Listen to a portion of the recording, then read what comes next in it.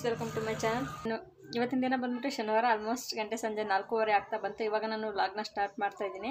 ಬೆಳಗ್ಗೆಯಿಂದ ಸ್ವಲ್ಪ ಕೆಲಸ ಇತ್ತು, ಅದಕ್ಕೋಸ್ಕರ ವ್ಲಾಗ್ನ ಸ್ಟಾರ್ಟ್ ಮಾಡೋದಕ್ಕಾಗಲ್ಲ. ಸೊ ಅದಕ್ಕೆ ಇವಾಗ ನಾನು ವ್ಲಾಗ್ನ ಸ್ಟಾರ್ಟ್ ಮಾಡ್ತಾ ಇದ್ದೀನಿ.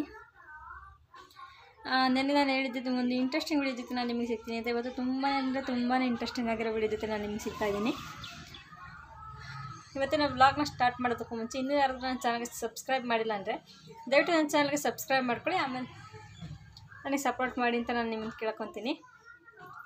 ಓಕೆ ಫ್ರೆಂಡ್ಸ್, ತಡ ಮಾಡೋದು ಬೇಡ, ಒಂದು ಇಂಟ್ರೆಸ್ಟಿಂಗ್ ವಿಡಿಯೋನ ಪಟ್ ಅಂತ ಸ್ಟಾರ್ಟ್ ಮಾಡಿಬಿಡೋಣ. ಇವತ್ತು ಅಮ್ಮ ಬೆಳಗ್ಗೆ ಟಿಫನ್ಗೆ ರೊಟ್ಟಿ ಮಾಡ್ತೀನಿ ಅಂತಂದರು. ರೊಟ್ಟಿನ ನಾವು ಸಾಮಾನ್ಯವಾಗಿ ಮೊದಲು ಸ್ಟವಲ್ಲಿ ಮಾಡ್ತಾಯಿದ್ವಿ, ಅಂದರೆ ಗ್ಯಾಸ್ ಸ್ಟವಲ್ಲಿ.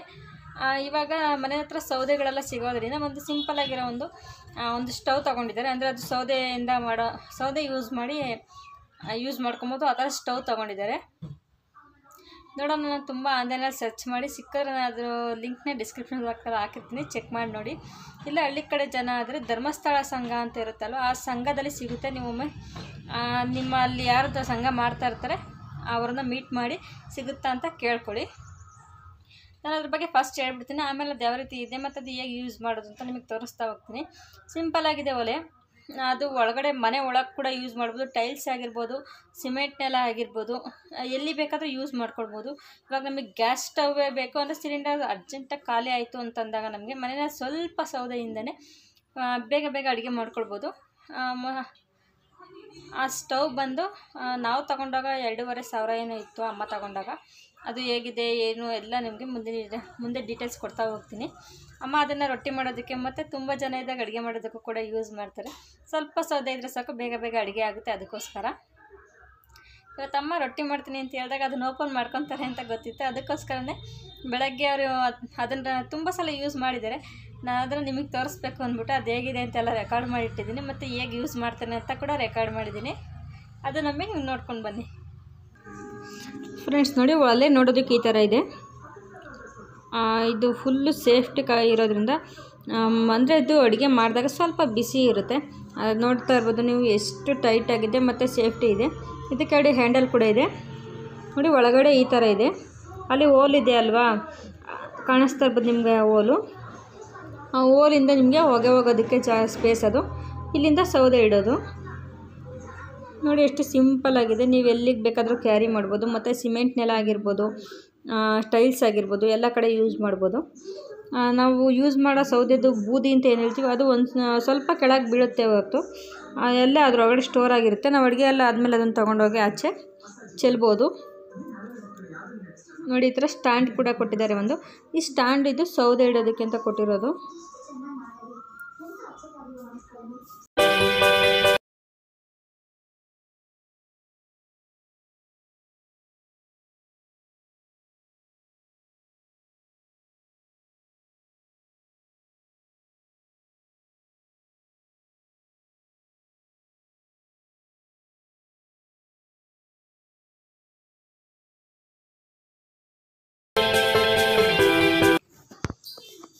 ಫ್ರೆಂಡ್ಸ್ ನೋಡಿ, ಇವಾಗ ಅಮ್ಮ ಅದನ್ನು ಒಲೆ ಹಚ್ತಾ ಇದ್ದಾರೆ.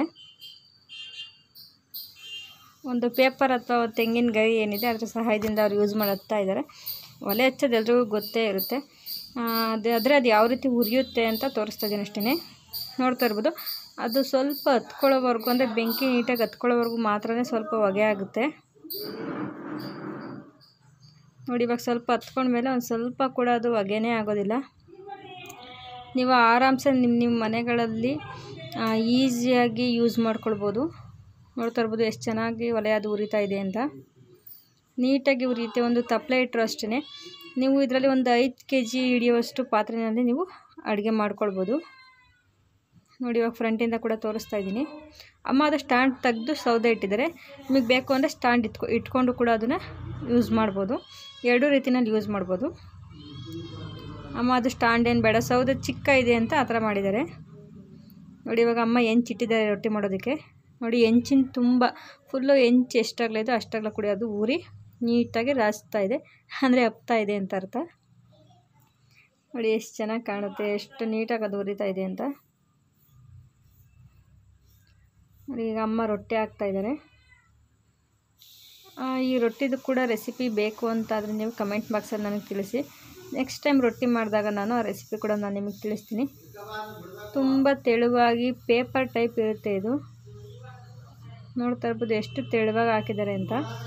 ನಿಮಗೆ ಬೇಕು ಅಂದರೆ ನಾನು ಮೊದಲೇ ಹೇಳ್ದಾಗೆ ನನಗೆ ಕಮೆಂಟ್ ಬಾಕ್ಸಲ್ಲಿ ತಿಳಿಸಿದ್ರೆ ನಾನು ನೆಕ್ಸ್ಟ್ ಟೈಮ್ ಮಾಡಿದಾಗ ನಾನು ವಿಡಿಯೋ ಕೂಡ ಮಾಡಿ ಅಪ್ಲೋಡ್ ಮಾಡ್ತೀನಿ. ನೋಡಿ ಇವಾಗ ಮುಚ್ಚಿ ನೀಟಾಗಿ ಬೇಯಿಸ್ಕೊಳ್ತಾರೆ. ನೋಡಿ ಫ್ರೆಂಡ್ಸ್, ಈಗ ಆಫ್ಟರ್ ಕುಕಿಂಗ್ ಅಡುಗೆ ಕೆಲಸ ಎಲ್ಲ ಮುಗ್ದಿದೆ. ಈಗ ನೋಡ್ತಾ ಇರ್ಬೋದು ಒಲೆ ಯಾವ ರೀತಿ ಕಾಣಿಸ್ತಾ ಇದೆ ಅಂತ. ಸ್ಟವ್ ಕೂಡ ಎತ್ಕೊಂಡಿದ್ದಾರೆ ನೋಡಿ, ಒಂದು ಸ್ವಲ್ಪ ಕೂಡ ಅಲ್ಲಿ ಬೂದಿ ಉಳಿದಿಲ್ಲ. ಓಕೆ ಫ್ರೆಂಡ್ಸ್, ನೋಡಿದ್ರಲ್ವಾ ಪುಟ್ಟ ಒಲೆ ಯಾವ ರೀತಿ ಆಗಿದೆ ಅಂತ. ಅದನ್ನು ನೀವು ಎಲ್ಲಿಂದ ಎಲ್ಲಿಗೆ ಬೇಕಾದರೂ ಕ್ಯಾರಿ ಮಾಡ್ಬೋದು. ಅಂದರೆ ನೀವು ಟೂರ್ ಹೋದಾಗ ಕೂಡ ಅಲ್ಲಿ ಕೂಡ ತೊಗೊಂಡೋಗ್ಬೋದು. ಯಾಕಂದರೆ ನೀವು ಬೇರೆ ಕಡೆ ವೆಕೇಷನ್ಗೆ ಹೋದಾಗ ಅಲ್ಲಿ ನಿಮಗೆ ಸೌದೆಗಳು ಸಿಗುತ್ತೆ ಟೂರ್ ಹೋದಾಗ.